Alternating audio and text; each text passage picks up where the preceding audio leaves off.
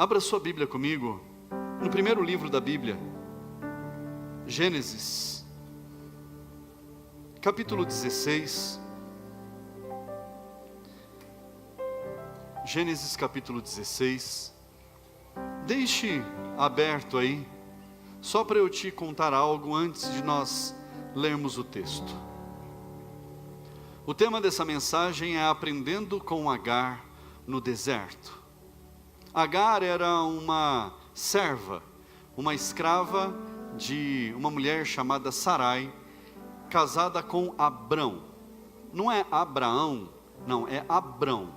Abraão foi o nome transformado, mudado por Deus depois. Mas aqui nesse momento era Abrão e Sarai. E essa serva chamada Agar. E Deus visita Abrão e fala para ele que ele terá uma grande descendência.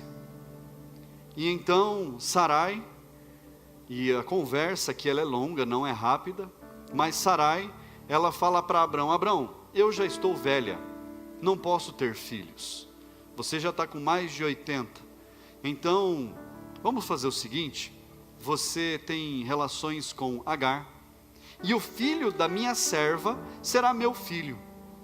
Então é essa solução que há para a gente poder ter filhos, para a gente poder crescer e para se cumprir a promessa de Deus na nossa vida, para se cumprir a promessa. Essa foi a grande ideia que Sarai teve. Abra sua Bíblia lá em Gênesis 16, versículo 7, diz assim: depois que Agar teve o filho, Agar estava grávida de um menino, e então acontece isso aqui no versículo 7. Quando o anjo do Senhor a encontrou junto a uma fonte de água no deserto, encontrou Agar junto à fonte no caminho de Sur, perguntou-lhe: Agar, serva de Sarai, de onde você vem e para onde você vai? Ela respondeu: fujo da presença de Sarai, minha senhora. Então o anjo do Senhor lhe disse: volte para sua senhora e sujeite-se a ela. E o anjo do Senhor disse também: aumentarei muito a sua descendência, de maneira que de tão numerosa não poderá ser contada. E o anjo do Senhor continuou: você está grávida e dará à luz a um filho, a quem chamará de Ismael, porque o Senhor ouviu o seu grito de aflição. Ele será entre os homens como um jumento selvagem. A sua mão será contra todos, e a mão de todos será contra ele, e habitará diante de todos os seus irmãos. Então Agar deu ao Senhor, que havia falado com ela, o nome de Tu és o Deus que vê. Porque ela dizia: neste lugar eu olhei para aquele que me vê. Por isso aquele poço se chama Beer-Lahai-Roi, fica entre cidades, entre Cádiz e Bered. Feche os teus olhos, peça para Deus falar com você nesta noite. Senhor meu Deus e Pai, essa é a Tua palavra, fala conosco nesta noite, Pai, de uma forma especial, que possamos, meu Deus, ouvir a Tua voz, sentir a Tua presença, ver o Senhor, meu Deus, agindo em nossas vidas e através de nossas vidas, que possamos aprender, ó Pai, com Agar, diante de tudo aquilo que ela passou e de tudo que o Senhor fez, que possa servir de lição para nós enfrentarmos a cada dia todas as lutas, todos os enfrentamentos, todas as batalhas da vida e sairmos, meu Deus, com as garantias que o Senhor tem para nós. Em nome de Jesus, fala, Senhor, mais uma vez nós te pedimos, fala conosco. Aleluia. Diga amém, igreja. Assente-se no seu lugar. Agar estava aqui fugindo de Sarai, porque Sarai havia expulso Agar. Ela falou para Abrão: Abrão, olha, Agar agora ficou grávida de você, e ela fica me olhando com desdém, fica debochando da minha cara, porque ela está grávida e eu não estou grávida. E aí então ela é expulsa para o deserto e ela sai fugida. E aí então a gente vê essa conversa que teve aqui, que o encontro que Agar teve com Deus naquele caminho, e tudo o que Deus falou para ela, o que ela disse para Deus. Deus havia feito uma grande promessa a Abrão. Fala comigo, grande promessa. Fala comigo, grande promessa. E a grande promessa a Abrão é que ele teria uma grande descendência, que a descendência dele seria gigantesca. Só que o nome Abrão significa pai honrado ou pai exaltado. Esse é o significado do nome Abrão. Mas Abrão não tinha nenhum filho sequer para poder fazer uma descendência. E então, nesse meio tempo, Sarai dá uma solução. Ela dá essa solução: olha, você vai ter relações com a minha serva, e o filho da minha serva será meu filho, e ali nós teremos uma descendência. Mas Deus não mandou nada disso ser feito. Não foi isso que Deus falou para fazer. Deus havia feito uma promessa. E quando Deus faz uma promessa, Ele cumpre. Quando Deus Ele promete algo na sua vida, Deus cumpre. Fala para essa pessoa, esse crente que está do seu lado fervoroso, fala para ele assim: quando Deus te faz uma promessa, Ele cumpre. Deus cumpre, Deus não é mentiroso. Deus faz as coisas acontecerem. Mas aqui, Sarai ficou perplexa: como que eu posso, na minha velhice, na velhice do meu marido, nós termos um filho? Mas aqui Agar, grávida de Abrão. Mas eu quero que você veja a promessa, a grande promessa que foi feita sobre Abrão. Gênesis capítulo 15, versículo 5, diz assim: então o Senhor levou Abrão para fora, e disse: olhe para os céus, conte as estrelas se puder contá-las. E lhe disse: assim será a sua posteridade. Deus chamou Abrão para fora da tenda dele, à noite, no breu da noite. Falou para Abrão: Abrão, contempla o céu. Você consegue contar as estrelas, Abrão? Dá uma olhada aí, quanta estrela tem. E eu acho que você já deve ter feito isso em algum momento da sua vida, de num lugar bem escuro estar olhando para o céu. Quem já fez isso? Os nossos olhos vão se acostumando, né, com o breu, com a escuridão, e com o passar dos minutos, a gente vai começando a enxergar mais e mais estrelas. Não é assim? É ou não é? Você pode até contar as mais brilhantes, conta aqui, tá, 1, 2, 10, 15, 20, daqui a pouco surge mais um monte, você fala: de onde estava isso? É que os seus olhos foram acostumando. E é assim que Deus faz cumprir a promessa dele na vida de Abrão. Ele vai vendo as estrelas mais brilhosas, e conforme os olhos dele vão se acostumando, ele vai enxergando a multiplicação das estrelas diante dos próprios olhos. E era isso que Deus havia profetizado, havia prometido a Abrão que aconteceria. A descendência dele seria como as estrelas nos céus, incontáveis. Olha só. Mas eu quero falar a respeito de 5 lições que nós podemos aprender com o que Agar passou. 5 lições. Porque até aqui nós entendemos que Agar fugiu para o deserto grávida, o anjo de Deus se encontrou com ela e deu algumas instruções, conversou com ela ali. Mas, primeira das lições, Deus vê quando somos rejeitados. Fala comigo assim: Deus vê quando somos rejeitados. A rejeição, ela acontece na nossa vida de inúmeras maneiras, irmãos. Tem pai que rejeita filho, tem filho que rejeita pai, tem um monte de rejeição. Tem ou não tem? Tem marido que rejeita esposa, tem esposa que rejeita o marido. São as rejeições da vida. Elas acontecem, irmãos. Acontecem em todos os lugares. Em um monte de família. Não vou falar aqui em todas, porque não é em todas não, mas acontece em muitas famílias. A rejeição familiar. Mas a gente pode ver rejeição de tudo quanto é forma, irmãos. Rejeições àquilo que você deseja fazer, rejeições a como você quer andar, rejeições às suas decisões. Tem um monte. Mas Deus, Ele vê quando somos rejeitados. E aqui tem um mistério, porque Deus, Ele vê todas as coisas, sim? Sim ou sim? Deus vê todas as coisas. Mas, e as coisas que acontecem por aí, com as pessoas no mundo? Deus não está vendo? Está vendo, não está? Mas só que Deus, Ele cumpre promessas dele sobre quem tem aliança com Ele.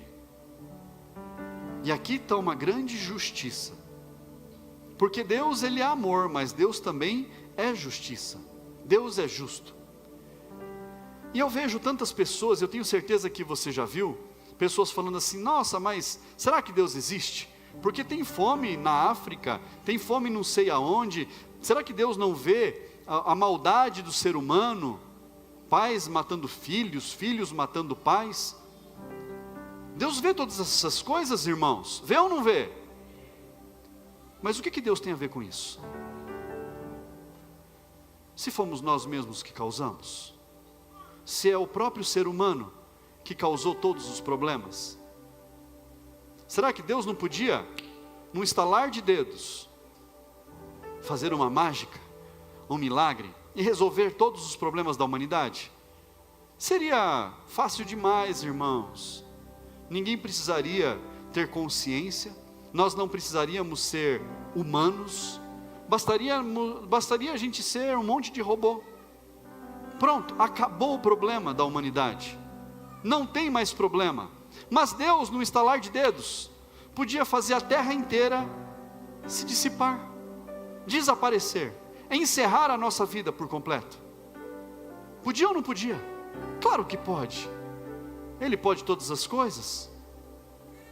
Então, nós precisamos entender que Deus é justo, e a aliança que Ele faz é com os filhos dEle.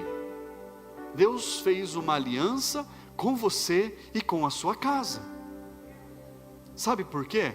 Porque você decidiu estar diante dEle. Você escolheu estar na presença dEle. E é por isso que Deus ouve a sua oração, é por isso que Deus responde a sua oração, e é por isso que Deus te vê quando você sofre algum tipo de rejeição. Gênesis 16, versículo 13. Então Agar deu ao Senhor, que havia falado com ela, o nome: Tu és o Deus que vê. Porque ela dizia: neste lugar eu olhei para aquele que me vê. Agar teve um encontro com Deus, um encontro com o Senhor, algo magnífico. E ela chamou o Deus de o Deus que vê. Ela deu o nome a Deus, o Deus que vê, o Deus que pode ver, o Deus que conhece todas as coisas. Mas para Agar, Deus era o Deus que a via. Ela falou: esse é o Deus que me vê, que se importa comigo. Deus se importa com os seus. Deus cuida dos seus. Deus tem cuidado de você, tem ou não tem? Deus tem sustentado a sua casa. Deus tem abençoado a sua vida. Deus tem te livrado de coisas terríveis. É só Deus quem pode. Então Deus nos vê quando nós somos rejeitados. Essa é a primeira coisa que nós vamos aprender com Agar. Agar teve essa experiência de se encontrar com Deus, e ela declarou: esse é o Deus que me vê. Por que ela disse isso? Porque os deuses dos povos egípcios, e ela era uma egípcia, os deuses dos povos egípcios, deuses com letra minúscula, eles não viam ninguém, Porque por mais que eles tivessem olhos, eles não eram capazes de enxergar. Por mais que eles tivessem ouvidos, eles não eram capazes de ouvir. Eram apenas esculturas feitas por mãos de homens. Então ela tem uma surpresa, ela se surpreende, porque ela fala assim: esse Deus é capaz de enxergar. Esse Deus é capaz de me ver e de falar comigo. Isso é extraordinário. Segunda lição: Deus nos faz perguntas para nos levar à reflexão. Você já percebeu as conversas inteligentes, como é que elas são? Você vê duas pessoas que elas querem vencer numa conversa, elas ficam argumentando uma contra a outra, mas por causa disso, não sei o que, não, mas por causa disso, tal coisa assim, assim, assado. Aí o outro, não, mas é assim, assim, assado. Fica num vai e vem que não acaba nunca. Mas quando nós temos uma conversa inteligente, nós levantamos questões, levantamos perguntas, e Deus, Ele nos questiona para nos levar à reflexão, nos levar a pensar o que nós estamos fazendo, nos levar a nós enxergarmos que há respostas que nós temos dentro de nós mesmos. Lá na sua Bíblia, Gênesis, capítulo 16, versículo 7, diz assim: quando o anjo do Senhor a encontrou junto a uma fonte de água no deserto, junto à fonte no caminho de Sur, perguntou-lhe: Agar, serva de Sarai, de onde você vem e para onde você vai? Olha a pergunta. Deus pergunta para Agar: Agar, você que é serva de Sarai, Deus conhece ela. O que você está fazendo? De onde você está vindo? Para onde você está indo? Em outras palavras, Deus está falando para Agar: Agar, o que você está fazendo da sua vida? Feche seus olhos um momento. Repita assim comigo: o que eu estou fazendo da minha vida?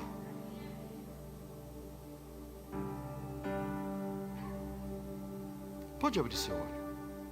O que você tem feito da sua vida? Como você tem utilizado o tempo que foi te dado todos os dias? Como você tem usufruído de tudo aquilo que Deus tem colocado nas suas mãos? Como você tem agido diante de tudo aquilo que Deus tem te perguntado? Quais têm sido as suas respostas para Deus? A gente precisa parar e refletir inúmeras vezes na nossa vida. E essa pergunta, ela é crucial para nós. O que nós estamos fazendo das nossas vidas? O anjo perguntou para Agar: Agar, o que você está fazendo? De onde você está vindo? Para onde você está indo? Agar estava ali fugindo. A resposta dela foi essa: estou fugindo, porque fiquei com medo. Mas você vai para onde? O que você vai fazer da sua vida? É que nem pessoa que escuta um estampido, um barulho, e sai correndo. Vai correr para onde? Vai se esconder aonde? Já viu gente que fica desesperada, levanta as duas mãos para o alto, sai correndo, que nem doida? Aí você pergunta para a pessoa: o que você está fazendo? Ela não sabe, ela só levantou a mão e saiu correndo. Agar não tinha boas respostas para aquilo que Deus estava questionando ela, mas ela precisava refletir, ela precisava encontrar respostas, ela precisava entender o que ela estava fazendo da vida dela, porque sobre Abrão havia uma promessa, e o filho que estava no ventre dela era filho de Abrão. Então ela precisava entender, ela precisava compreender com quem ela estava falando, o que ela estava fazendo, por que ela estava agindo daquela maneira. Fala comigo, terceiro ponto: Deus ouve nosso clamor e nos responde. Deus ouve a sua oração. E Ele responde a sua oração. Quanto tempo leva para responder uma oração? Você teve uma oração que levou mais de 15 anos. Eu tenho uma oração que está levando mais de 25. Você tem alguma oração que Deus não respondeu ainda? Tem? Quem tem? Levanta a mão. Uau! Agora, quem já teve uma oração respondida por Deus? Percebe? Ore mais. Deus vai responder mais. Porque aquilo que Deus não responde, e eu tenho uma convicção muito grande com relação a isso, é porque um dia eu ouvi um pregador falando, meu amor. Ele falava assim: se Deus está demorando, é porque Deus está caprichando. Deus caprichou?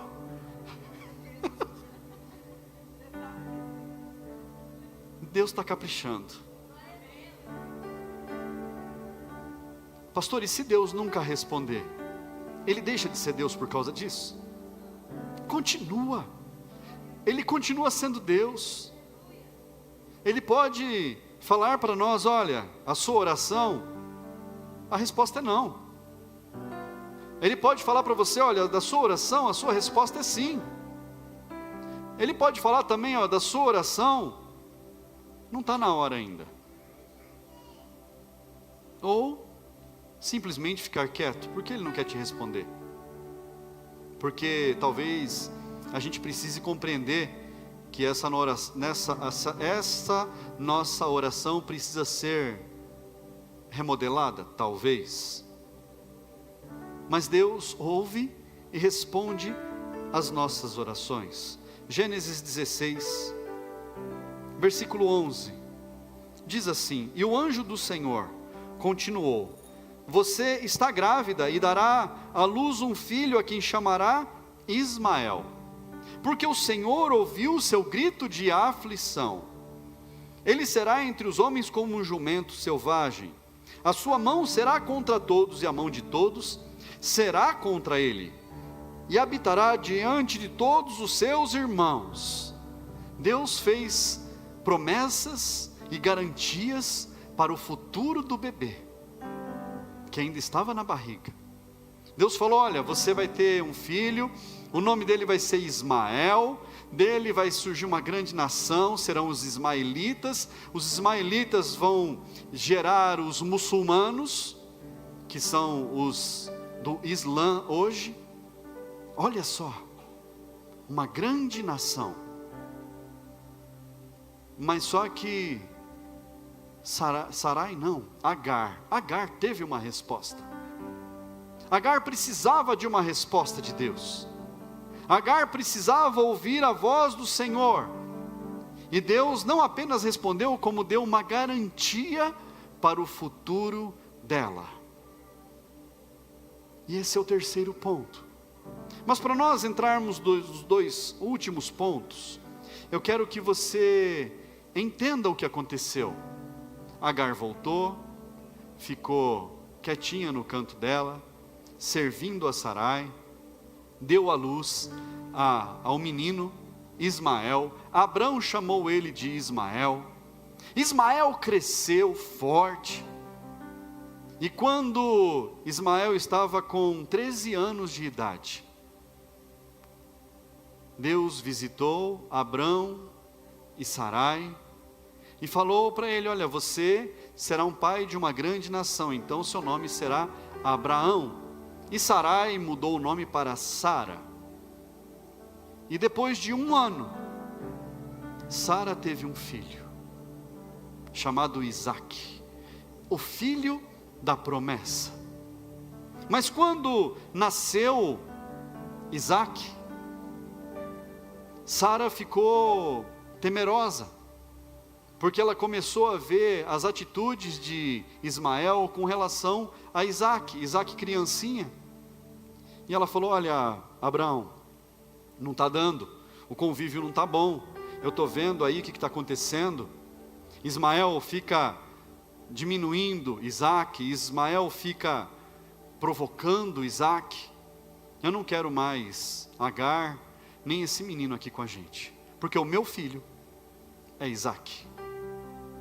E Abraão então acorda de madrugada, dá um cantil de água para Agar, dá um pão para ela e fala: olha, segue sua vida. Segue a sua vida, porque o filho da promessa é Isaac. Não tenho mais nada agora para contigo. E Agar, ela vai embora. Mas só que se passaram 14 anos, irmãos, quase 15 anos. Olha quanto tempo. Quanto tempo passou. E Agar indo embora, fugindo, deixando tudo para trás, ela entra em desespero. Gênesis capítulo 21, abra comigo. Gênesis 21, versículo 9. Sara viu que o filho que Agar, a egípcia, teve com Abraão, estava zombando de Isaque.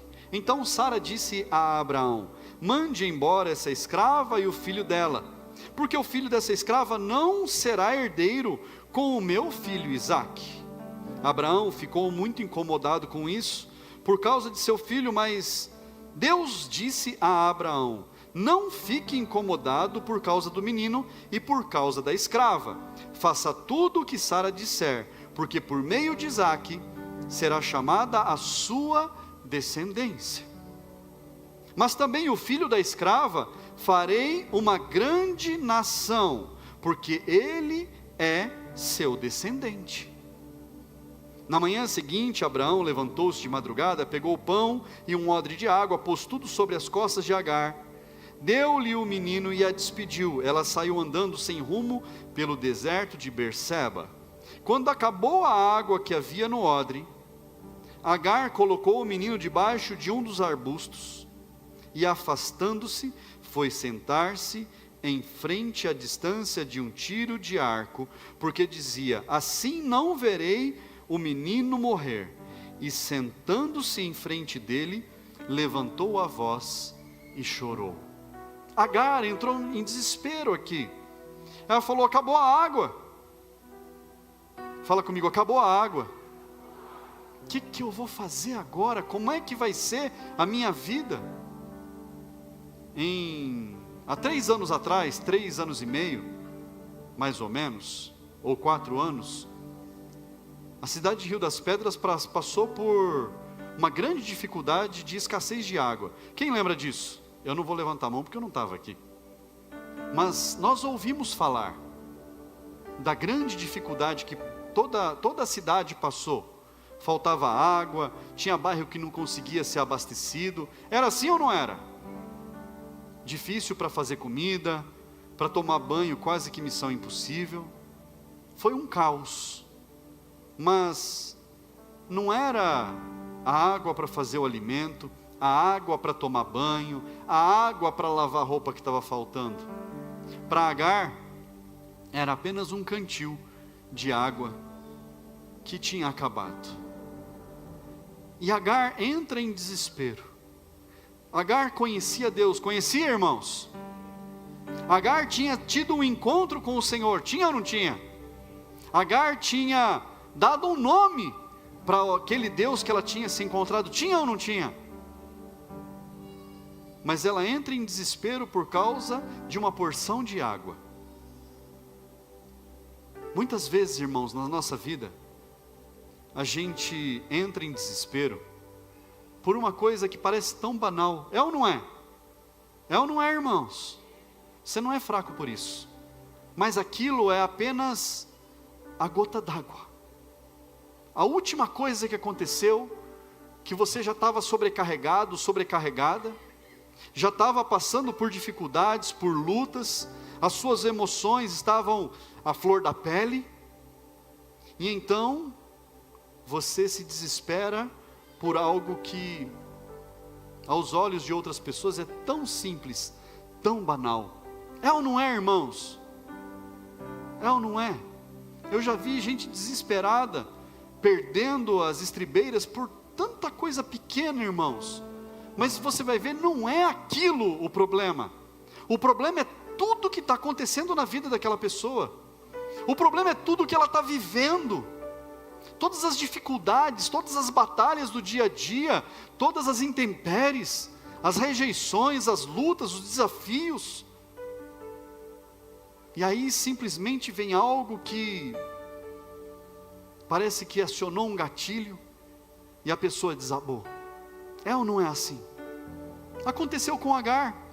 Acabou a água, uma porçãozinha de água que ela tinha. E ela deixou o filho debaixo de um arbusto, andou lá, a Bíblia fala um tiro de arco, mais ou menos uns 100 metros, sentou, ficou chorando olhando para o filho. Falou, agora vai morrer o menino? Vou morrer eu? O que vai ser da nossa vida? Ó céus, ó vida. Ficou ali, desesperada. Mas Deus, Ele proporciona para nós saídas onde a gente só vê desespero. Esse é o quarto ponto. Fala comigo, Deus proporciona saídas onde nós só vemos desespero.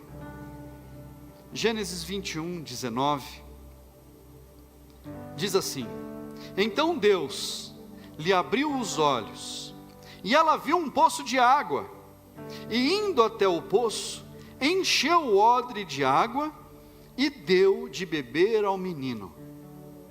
A necessidade de Agar naquele momento, era matar a sede dela que estava fazendo ela entrar em desespero. Deus, às vezes, Ele nos dá um refrigério, de algo tão ínfimo, de algo tão pequeno, só para que a gente observe, veja um pequeno sinal e fala assim, poxa vida, Deus está me vendo. Poxa vida, Deus matou a minha sede. Eu já contei um testemunho aqui há muito tempo atrás, e eu quero contar para você guardar. Eu era pastor da primeira igreja que eu abri, no meio do mato, num lugar onde ninguém queria ir, era 14 quilômetros do centro da cidade, levava um tempão para chegar, eu andava 3 quilômetros a pé para poder chegar na casa onde fazia culto. E lá tinha uma senhora que, no fim de tarde, na casa onde fazia o culto, ela preparava um pão caseiro, e ela servia também manteiga caseira, geleia caseira, tudo delicioso. Ela era a mãe daquelas famílias que participavam ali do culto. E era assim todo sábado, que era o dia de fazer culto lá naquele bairro. E eu me lembro que naquele sábado, eu na minha casa, eu tinha ganhado um potezinho pequeno de geleia dela, feito em casa. Que negócio gostoso, irmão, só de lembrar, dá água na boca, de tão bom. Não tem em mercado nenhum para vender uma geleia tão deliciosa como aquela. E aí eu lembro que eu comia só na colher aquilo, falava, não posso estragar isso aqui. E eu lembro que eu raspei o fundinho que tinha, comi aquela última geleia e coloquei na pia e coloquei água.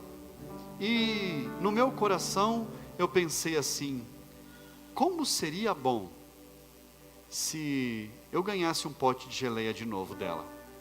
E fui, era 2 da tarde, o culto era 7, peguei o ônibus, desci na beira da estrada, andei, passando de casa em casa, visitando, convidando para o culto. E quando eu cheguei lá naquela casa, bati palmas lá para poder tomar um café, conversar, orar e depois fazer o culto. A filha dela com o marido da filha estavam na casa vizinha, falou, pastor, minha mãe não está aí, minha mãe viajou, foi ver a irmã dela, tal, vem para cá, fica com a gente aqui, toma um café com a gente. Aí eu tomei um café com eles, conversamos, e chegou a hora do culto, fiz o culto na casa, estavam lá as pessoas, foi bênção, terminou tudo, o meu irmão foi me buscar, porque o meu irmão me buscava depois de carro, e quando eu estava no carro, dando tchau para todo mundo, a filha daquela senhora com o marido gritaram, pastor, pelo amor de Deus, não vai embora. Eu falei, meu Deus, alguém se machucou, aconteceu alguma coisa? Aí eu abri a porta do carro e ela falou assim, se eu não entregar isso aqui para o senhor, a minha mãe me mata, porque ela fez isso aqui a semana inteira, ela mandou colher as frutas, ela fez a geleia, reservou esse potão de geleia para o senhor levar. Deus, Ele cuida de detalhes, só para a gente saber que Ele é Deus. Irmãos, isso marcou a minha vida, um pote de geleia, que Deus preparou com carinho para mim. Deus abriu os olhos de Agar, então ela viu lá água, foi lá matar a sede dela. Deus estava dando sinais de que Ele estava por perto, para ela entender que ela não estava sozinha.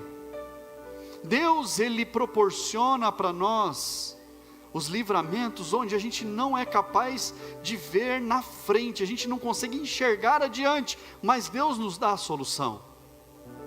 Deus, Ele está trazendo para você hoje a solução para esse problema que você não está enxergando solução. Deus está trazendo para você um escape que você não sabe nem como é que você vai sair dessa, mas Ele está trazendo para você a luz, para você entender que Ele é Deus na sua vida. E o resto, se Deus é capaz de cuidar de um pote de geleia, se Deus é capaz de cuidar de uma porção de água para matar a sede de uma mulher que estava no deserto, Ele é capaz de qualquer coisa, irmãos. Agora imagina o que Ele pode fazer na sua vida. Imagine quantas coisas Deus pode fazer na sua vida. Deus é capaz de fazer coisas tremendas. E Deus nos sustenta e Ele cumpre as suas promessas. Esse é o quinto ponto. Fala comigo: Deus me sustenta e Ele cumpre as suas promessas. Gênesis 21, versículo 20, diz assim: Deus estava com o menino que cresceu, morou no deserto e se tornou flecheiro. Ele morava no deserto de Parã e a mãe dele casou com uma mulher, e a mãe dele o casou com uma mulher da terra do Egito. Deus cumpriu as promessas na vida daquele menino. Deus cuidou dele e fez ele crescer. Mas eu quero te chamar a atenção para um detalhe. No versículo 17, diz assim: Deus, porém, ouviu a voz de quem? Fala de novo. Deus ouviu a voz? Deus ouviu a voz do menino. E do céu, o anjo do Senhor chamou Agar e lhe disse: o que é que você tem, Agar? Não tenha medo, porque Deus ouviu a voz do menino aí onde ele está. O que a palavra de Deus fala que o menino disse? Nada. A gente não sabe o que o menino falou, mas eu imagino um rapaz de quase 15 anos de idade, sentado, vendo a mãe indo longe, chorando desesperada. Eu imagino a agonia dessa mãe. Certamente esse menino falou: cadê o Senhor, Deus da minha vida? Cadê o Senhor que me colocou no ventre da minha mãe? Por que minha mãe está chorando desse jeito? O Senhor nos trouxe até aqui para sermos abandonados? O que vai ser da nossa vida? Eu acredito que o menino começou a fazer perguntas para Deus. E o anjo disse que Deus ouviu a voz do menino e cuidou da mãe e cuidou do menino. E eles se tornaram uma grande nação, porque havia uma promessa para Abrão sobre a vida do menino que viria. Deus, Ele cuida dos seus. Deus, Ele cuida daqueles que são dele. Mas eu quero que você entenda que Deus cuida dos seus. Deus cuida da sua casa. Deus cuida da sua família. Deus não te deixa desamparado em momento algum. Mas você precisa saber que Ele é o Deus que te vê. Você precisa declarar: eu sei que o Senhor me vê. Fala bem forte assim: eu sei que o Senhor me vê. O Senhor está te vendo. Seja qual for a dificuldade, seja qual for o desafio, o Senhor sabe o que você está passando. Seja qual for o enfrentamento, Deus sabe o tamanho da dificuldade. Deus conhece as suas limitações. Mas Deus também responde às suas orações. E o que Deus quer fazer com você é transformar a sua história, abençoar a sua vida, a sua casa, a sua família, para que a sua alegria seja completa.